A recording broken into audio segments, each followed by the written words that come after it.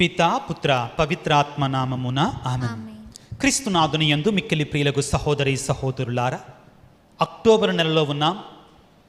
జపమాల జపించేట దినాలలో ఉన్నాం. మనందరం కూడా జపమాల అయిన తర్వాత జపమాలలో భాగంగానే దేవమాత ప్రార్థన చేసుకుంటారు. దేవమాత ప్రార్థనలో మనం మరియ తల్లికి ఆ తల్లి యొక్క గుణగణాలను బట్టి అనేక బిరుదులు ఇచ్చుకుంటాం. ఆ తల్లి యొక్క బిరుదుల ద్వారా ఆ తల్లి యొక్క మధ్యస్థ ప్రార్థనని మనం వేడుకుంటాం. సర్వేశ్వరుని యొక్క మాత మా కొరకు వేడుకొనండి, మహాపరిశుద్ధ మాత. ఈ విధంగా మనం మరితలను గౌరవించుకుంటాం. ఈనాటి మనం ధ్యానం చేసుకునే అంశం ఏమిటి అంటే, మరియ మాత మన సంతోషం యొక్క కారణం. మన సంతోషానికి మరియ తల్లి కారణపుత్రాలు. ప్రియులకు దేవుని వెళ్ళారు. మరియ తల్లి కారణంగా సకల మానవాళి కూడా సంతోషంతో నింపబడింది. మరియ తల్లి ద్వారా ఈ లోకానికి సంతోషము ఆనందము వచ్చింది. ప్రియులకు దేవుని బిడ్డలారా, ముమ్మాటికి ఇది సత్యం. బైబిల్ గ్రంథం ఆధారంగా 5 విధాలుగా మరియ తల్లి ఏ విధముగా మన ఆనందానికి కారణమైంది, మన సంతోషానికి కారణమైంది మరియ తల్లి అని తెలుసుకోవటానికి ప్రయత్నం చేద్దాం. మరియ తల్లి మానవాళి యొక్క సంతోషానికి కారణం. మా సంతోషం యొక్క కారణమా మా కొరకు వేడుకొనండి. మరియ తల్లి మానవాళి సంతోషానికి ఏ విధంగా కారణమైందనే విషయాన్ని 5 అంశాలుగా మనం ధ్యానించడానికి ప్రయత్నం చేద్దాం. అన్నిటికంటే ముఖ్యంగా మరియ తల్లి మన ఆనందానికి మన సంతోషానికి కారణం ఎలాగయ్యింది అంటే, రక్షకుని మన కొరకై ఈ లోకానికి తీసుకొని రావడం ద్వారా. ప్రియులారా, సకల మానవాళి కూడా దేవునికి వ్యతిరేకముగా పాపము చేసి పాపపు ప్రవాహములో సైతాను కబంధ హస్తాలను మ్రగ్గిపోతుంటే, మరియమాత ద్వారా దేవుడు తన కుమారుని ఈ లోకానికి పంపించి సాతానిక కొరలను పీకి పరమానందాన్ని ప్రసాదించాడు. ఏం ప్రసాదించాడు? పరమానందాన్ని ప్రసాదించాడు. ఒక్కసారి లూకాసు వార్త వాక్యాన్ని తీసుకుందాం. లూకాసు వార్త 2వ అధ్యాయము. లూకాసు వార్త 2వ అధ్యాయము. యేసు ప్రభు యొక్క జననాన్ని తీసుకోవడానికి ప్రయత్నం చేయండి. అక్కడ దేవుని యొక్క దూత గొల్లలతో పలికినటువంటి మాటను ఒకసారి చదువుకుంటే మనకి అర్థం దొరుకుతుందండి. లూకాసు వార్త 2వ అధ్యాయము 8వ వచనం నుంచి చదవండి త్వరగా. ఆ ప్రాంతమున గొర్రెల కాపరులు రాత్రి వేళ పొలములో గొర్రెల మందలను కాయుచుండిరి. దేవదూత వారి ఎదుట ప్రత్యక్షమాయెను. ప్రభు మహిమ వారిపై ప్రకాశింపగా వారు మిక్కిలి భయభ్రాంతులైరి. దేవదూత వారితో ఇట్లనెను, మీరు భయపడవలదు, సమస్త ప్రజలకు పరమానందమును కలిగించు. మరొకసారి చదవమ్మా. పరమానందమును కలిగించు శుభ సమాచారమును మీకు వినిపిస్తాను. పిల్లరా, దేవుని యొక్క దూత గొల్ల దగ్గరికి వచ్చి ఏమంటున్నారు? మీకు సంతోషాన్ని కలిగించే వార్తనిస్తాను. మా సంతోషం యొక్క కారణమా? మీకు ఆనందాన్ని ఇచ్చే వార్తనిస్తాను. ఏమిటి అది? మీకు పరమానందాన్ని కలిగించే శుభ సమాచారాన్ని ఇస్తాను. నేడు దావీదు నగరమున మీకు ఒక రక్షకుడు పుట్టెను. ఎవరు తెచ్చారు ఈ రక్షకుని? ఎవరిచ్చారండి మరి రక్షకుని? ఎవరి ద్వారా వచ్చింది మరి తల్లి ఈ యొక్క రక్షకుడు? మన పరమానందం ఏంటి? యేసు ప్రభు. ఆ పరమానందాన్ని ఎవరిచ్చారు? దేవుని యొక్క దూత గొల్లల దగ్గరికి వచ్చి ఏమంటున్నాడు? నేను మీకు పరమానందాన్ని కలిగించే శుభ సమాచారాన్ని ఇస్తానన్నాడు. ఎవరు తెచ్చారు ఈ శుభ సమాచారాన్ని? ఎవరి ద్వారా? దేవదూతల ద్వారా వచ్చింది. కానీ ఎవరిచ్చారు? మరియ తల్లి గర్భము ద్వారా వచ్చింది. యేసయ్య ఈ లోకానికి పరమానందం.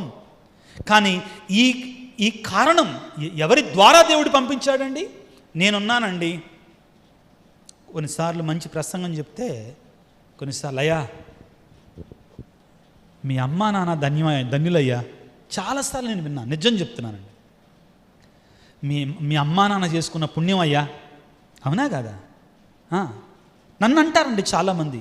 నేను ఒక సింపుల్ గురువుగా నా స్థాయిలో నేను చేస్తుంటాను. మా తల్లిదండ్రుల గౌరవం ఆపాతుందండి. ఈ కారణం ఏంటంటే, దెర్ ఈస్ నో డౌట్, నా తల్లిదండ్రులు లేకుండా నేను లేను.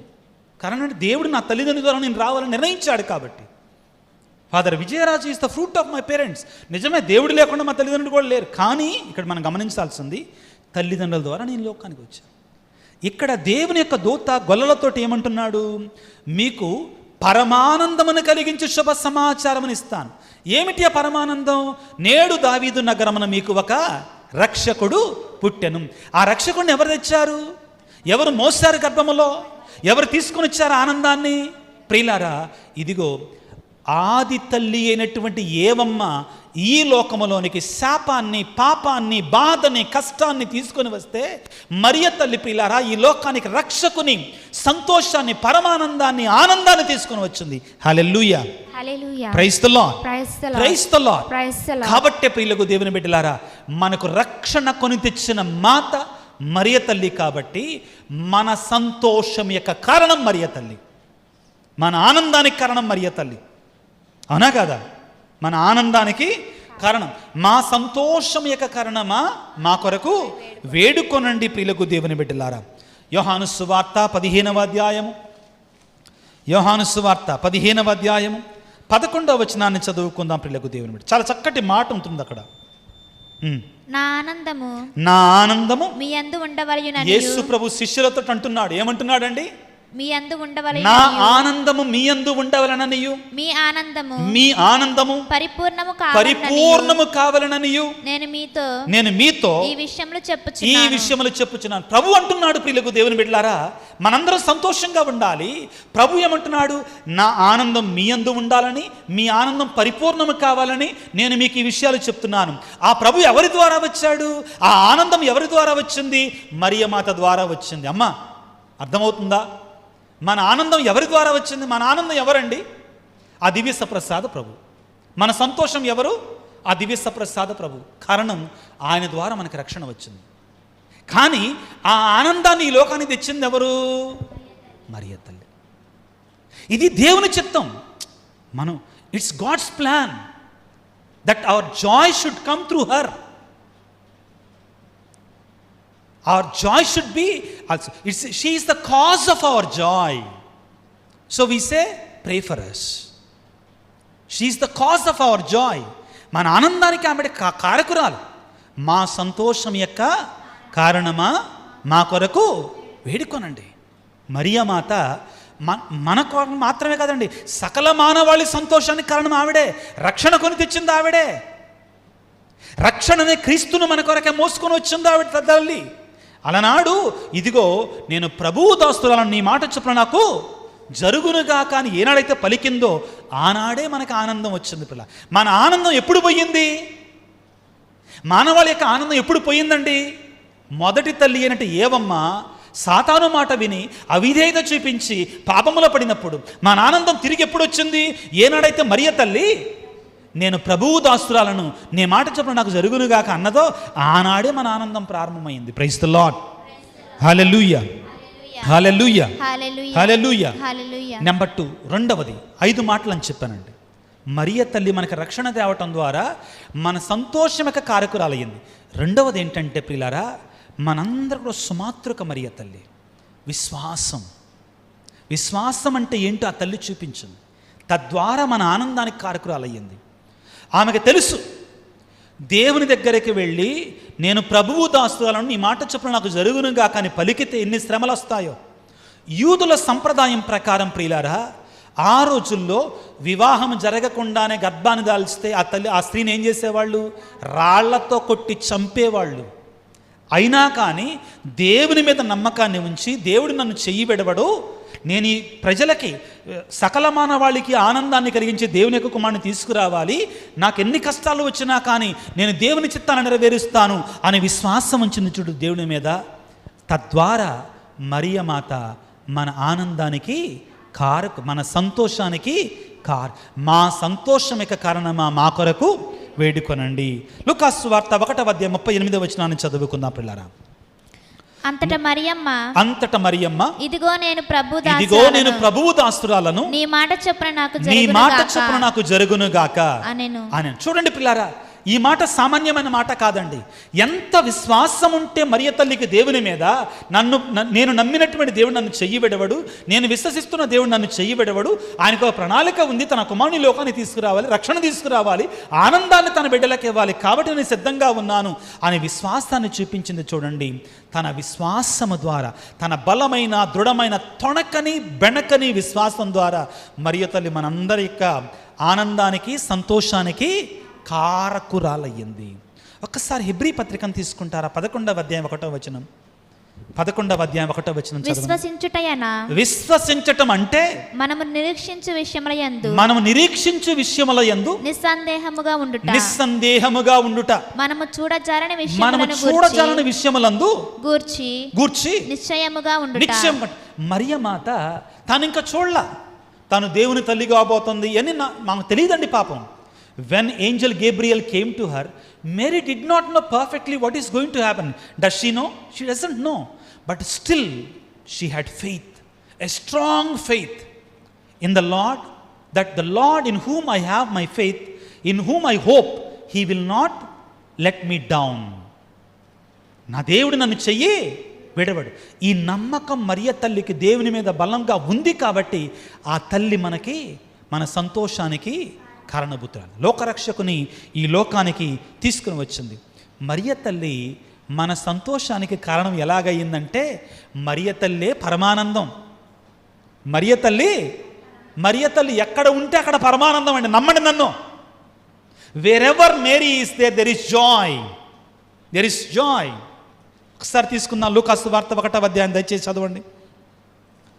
మరియ తల్లి ఎక్కడ ఉంటే అక్కడ ఆనందం అండి, దయచేసి నమ్మండి. మరియ తల్లి ఎలిజబెత్ అమ్మ దగ్గరికి వెళ్తుంది. ఎవరి దగ్గరికి వెళ్తుందండి? ఎలిజబెత్ అమ్మ దగ్గర. అక్కడ ఏం జరుగుతుందో చూద్దామండి. లూకాసు వార్త 1వ అధ్యాయం 39వ వచనాన్ని చదువుకుందాం. ఆ రోజులలో మరియమ్మ యూదాసీమలో పర్వత ప్రాంతమున గల ఒక పట్టణమునకు త్వరితముగా అక్కడికి వెళ్తుంది. ఎలిజబెత్ అమ్మ దగ్గరికి వెళ్తుంది. చదువమ్మ. తర్వాత ఆమె జకరియా ఇంటిలో ప్రవేశించి ఎలిజబెత్ అమ్మకు వందన వచనములు పలికెను. ఇక వినండి జాగ్రత్తగా, అందరూ జాగ్రత్తగా వినండి. ఆ శుభవచనములు ఎలిజబెత్ అమ్మ చెవిన పడగానే ఆమె గర్భమందలి శిశువు గంతులు వేసిన. ప్రియులారా, మరియ తల్లి ఒక్క మాట మాట్లాడితే గర్భములో ఉన్న శిశువు కూడా సంతోషంతో గంతులేశాడు. పలికిందా లేదా మరియ తల్లి? గంతులు వేశాడా లేదా? ఇంకా సాక్ష్యం కావాలా? ఆ తర్వాత ఎలిజబెత్ అమ్మ ఏమైందో చూడండి. ఆమె పవిత్రాత్మచే పరిపూర్ణురాలాయను. Praise the lord. ఇక మరియ తల్లి మన ఆనందానికి కారణం కాదా? ఎలిజబెత్ అమ్మ దగ్గరికి వెళ్తే ఆమె సంతోషంతో నింపబడింది. కానాపల్లి పెళ్లికి ఎందుకు వెళ్తే అక్కడ సంతోషం వచ్చింది. ఎట్లాంటి ద్రాక్షారసం ఇచ్చాడంటే అండి కానాపల్లిలో శ్రేష్టమైన ద్రాక్షారసం. మరియ తల్లి అడిగింది కాబట్టి, ప్రార్థన చేసింది. ప్రియులారా, దయచేసి విశ్వాసులారా గుర్తుపెట్టుకోండి, మరియ తల్లి మధ్యస్థ ప్రార్థన ద్వారా, జపమాల ద్వారా వేడుకున్నటువంటి వారు తప్పనిసరిగా సంతోషంగా ఉంటారు. పునీత లూయి ది మాన్ఫోర్ట్ ఏమంటారు తెలుసా? జపమాలను ప్రతిరోజు జపించేవాడు ఎన్నటికీ నాశనము కాడని నా రక్తముతో సంతకం చేస్తానంటాడు పునీతుడు. ఎంత గొప్ప మాట కదా! ఎంత ధైర్యం ఉండాలి. He says, those who pray the rosary every day will not be lost. This witness I will give you writing through my blood, with my blood అని అంటాడు. సంతోషం. మరియ తల్లి ఆమె ఒక సంతోషానికి కారణం అండి. ఎలిజబెత్ అమ్మ ఇంటికి వెళ్ళినప్పుడు అక్కడ ఎలిజబెత్ అమ్మ ఆత్మతో నింపబడింది. ఈ యొక్క బాప్తిస్మ యోహాను గారు ఏం చేశాడట? ఆనందంతో గంతులు వేశాడట. పిల్లకు దేవుని బిడ్డలారా, ఇదిగో 42వ వచనం చదవండి దయచేసి. పిమ్మట ఎలిజబెత్ అమ్మ ఎలుగెత్తి ఇట్లా నేను స్త్రీలందరిలో నీవు ఆశీర్వదించబడిన దానవు, నీ గర్భఫలము ఆశీర్వదించబడెను. నా ప్రభువు 44వ వచనం చదువమ్మ చాలు. నీ వందన వచనములు నా చెవిని సోకగానే నా గర్భమందలి శిశువు ఆనందము సంతోషంతో గంతులు వేశాడు. మా సంతోషం యొక్క కారణమా మా కొరకు వేడుకొనండి. నీవు నేను కూడా ఎలిజబెత్తమ్మలాగా మరియ తల్లిని మన కుటుంబాలలోనికి జపమాల ద్వారా ఆహ్వానించుకోగలిగితే, ఆ తల్లి మధ్యస్థ ప్రార్థన ద్వారా ఆహ్వానించుకోగలిగితే, ఎలిజబెత్తమ్మ ఏ విధముగా ఆనందంతో నింపబడిందో, దానికంటే ముఖ్యంగా అవంశవము ఎరగనటువంటి యొక్క బాప్తిస్మ యోహాను గారి గర్భములో ఉండే సంతోషముతోటి గంతులు వేశాడో, మనము కూడా ప్రియులకు దేవుని బిడ్డలారా మన సంతోషములకు కారణమైనటువంటి ఆ మరియ తల్లి మన కుటుంబాలలో ఉంటే, మన మధ్యలో ఉంటే, మనం ప్రార్థన చేస్తే, మధ్యస్థ ప్రార్థన ద్వారా వేడుకుంటే, ఆ తల్లి యొక్క సంతోషం, ఆ తల్లి యొక్క ఆనందం మనకి సమృద్ధిగా ఉంటుంది. ఎక్కడ మరియ తల్లి ఉంటుందో అక్కడ సంతోషం ఉంటుంది. ఎక్కడ మరియ తల్లి ఉంటుందో అక్కడ కొరతలు తీసివేయబడతాయి. ఎక్కడ మరియ తల్లి ఉంటుందో అక్కడికి యేసు ప్రభు వస్తాడు. ఎక్కడ మరియ తల్లి ఉంటుందో అక్కడ పరలోక తండ్రి వస్తాడు. ఎక్కడ మరియ తల్లి ఉంటుందో అక్కడ పరిశుద్ధాత్మ వస్తుంది. ఇది నేను మాట్లాడే బైబిల్ గ్రంథంగా వాక్యానుసారంగా మాట్లాడేది. ఎలిజబెత్తమ్మ దగ్గరికి మరియ తల్లి వెళ్ళింది, పరిశుద్ధాత్మ వచ్చాడు లేదు ఎలిజబెత్తమ్మ మీదకి. కానాపల్లి పెళ్లి విందులో యేసు ప్రభు మరియ తల్లి ఉన్నారా లేదా? పరలోక తండ్రి మరియ తల్లి ప్రియమైన బిడ్డ. ముఖ్యంగా తండ్రులకి కూతుర్లంటే బాగా ఇష్టం, అవునా కాదా? కొడుకులంటే, తల్లికి కొడుకు అంటే ఇష్టం. పరలోక తండ్రికి కూడా మరియ తల్లి కూతురు, ఎంతో ప్రేమ. ఆ తల్లి అక్కడ ఉంటే పరలోక తండ్రి అక్కడ ఉంటాడు. తలలో మంచి ప్రార్థన చేసుకుందాం పిల్లారా. మన కుటుంబాల కోసం ప్రార్థన చేసుకుందాం. మరియ తల్లి మా సంతోషం యొక్క కారణమా, మా కొరకు వేడుకొనండి, ప్రార్థన చేయండి. ఆ తల్లి మనందరి సంతోషాన్ని నింపాలని. ఆత్మీయ సంతోషం, లౌకికమైన సంతోషం, అన్నిటికంటే ముఖ్యమైన ఆత్మీయం అంటే ఆనందం. మనందరికి కూడా ఆ తల్లి యొక్క మధ్యస్థ ప్రార్థన దొరకాలని మనందరం కూడా ప్రార్థన చేసుకుందాం. సర్వశక్తిమంతుడా, సర్వోన్నతుడా, ప్రేమగల తండ్రి, ఈనాడు మరియ మాత ఏ విధముగా మా సంతోషమక కారణమా అనే అంశం మీద ధ్యానం చేయగా, పలు రూపాలలో పలు విధాలుగా వాక్యానుసారముగా ఆ తల్లి నిజంగానే మా సంతోషమక కారణమా, రక్షకుని ఈ లోకానికి తీసుకొని ఇచ్చి మానవాళికి సంతోషంతో నింపింది అనే సత్యాన్ని మేము నేర్చుకున్నాం. మీకు స్తోత్రాలు ప్రభువా. అమ్మా తల్లి మరియమాత, ఈ ఆధునిక ప్రపంచంలో ఎంతోమంది బిడ్డలు సాతాను చేత పీడించబడుతున్నారు. అనేక రకాల శ్రమలతో, అనేక రకాల కన్నీటితో, వేదనతో ఉన్నారు. తల్లి, అట్టి కుటుంబాలన్నిటినీ కూడా మీ పాద సన్నిధిలోకి తీసుకొని వస్తున్నా. మీ మధ్యస్థ ప్రార్థన ద్వారా మా కొరకు వేడుకొనండి అమ్మా.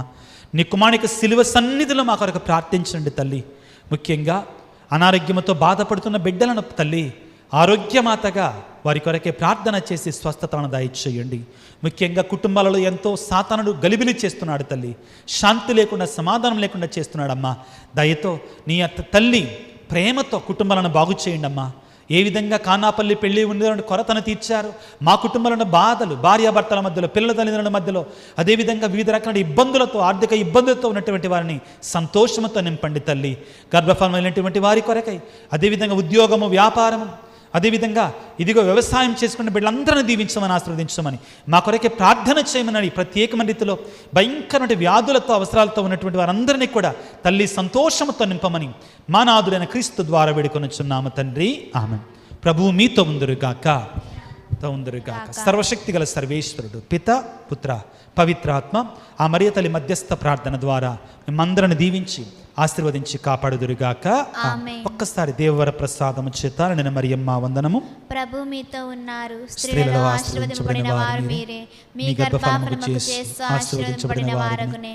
పరిశుద్ధ మరియమ్మ సర్వేశ్వరుని యొక్క మాత, పాపాత్ములైన మా కొరకు ఎప్పుడును మా మరణ సమయమందున ప్రార్థించండి. ఆమేన్. నిత్య సహాయమాత మాకు సహాయం చేయండి. మా సంతోషమిక కారణమా మా కొరకు వేడుకొనండి. పిత, పుత్ర, పవిత్రాత్మ నామమున ఆమేన్.